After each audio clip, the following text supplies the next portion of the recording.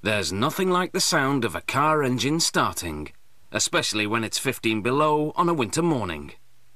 Today's car batteries are smaller, more powerful and efficient, even at extreme temperatures. It's all thanks to the power of lithium-ion cell technology.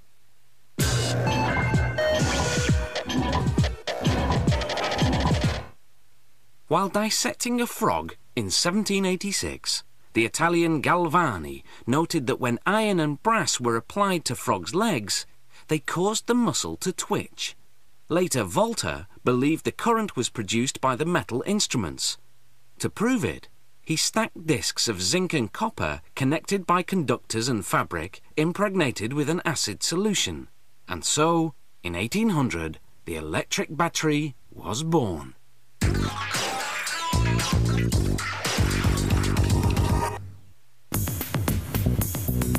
Batteries power all kinds of electric motors. A new lithium metal polymer battery pack such as this one could soon power an electric car. To make these new power units, you need lithium ingots weighing around 5 kilos. This ingot is transformed into a thin sheet by this extrusion press that applies 400 tons of pressure.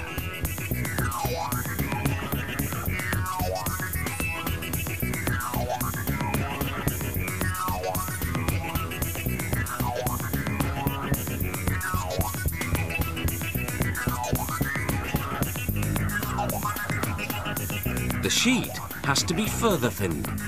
Placed on a roller, it's carried to the laminator. At room temperature, it's thinned once again. In just 20 minutes, the 5-kilo ingot will have been transformed into a thin sheet 200 meters in length. This laminator completes the thinning of the sheet to between 20 and 40 microns. The resulting 2-kilometer-long sheet will go into making 210 battery units. Lithium is a soft, sticky metal. For this reason, a polypropylene film has to be fixed onto the lithium sheet. Without this protection, the sheet would adhere to itself and become unusable. The sheet will be used to make individual battery cells. These cells will then be assembled in series and inserted into battery modules. To make an individual battery cell, the sheet has to be rolled up. This automated spooling machine winds up the lithium film in 26 revolutions. The wound-up sheet is put into a vacuum oven, where the various layers adhere firmly to one another. This step lasts for about 90 minutes at 80 degrees centigrade. Here, a test is made. Using a voltmeter, the battery is checked to see that it produces the required 3.56 volts.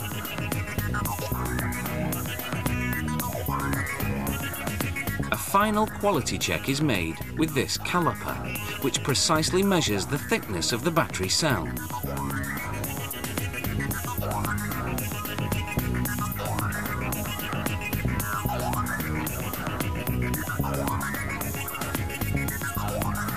One more step remains. The battery cells are to take a very hot shower. Metal is added to the mix in a procedure known as metallizing.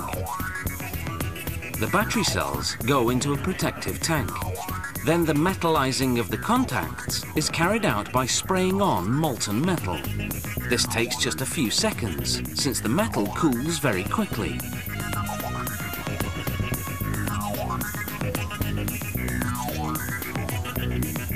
The battery is now finished.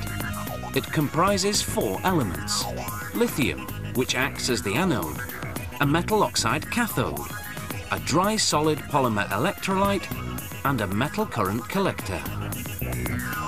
All that remains to be done is the assembling of the individual battery cells into a module. It begins with the placing of individual cells onto one another and isolating them with foam.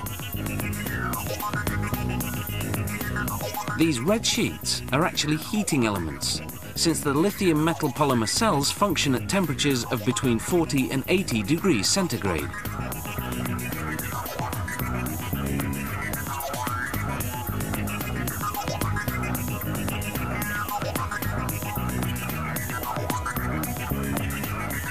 This unit is a battery pack for a prototype vehicle, a car that works with a petrol-powered and electric motor.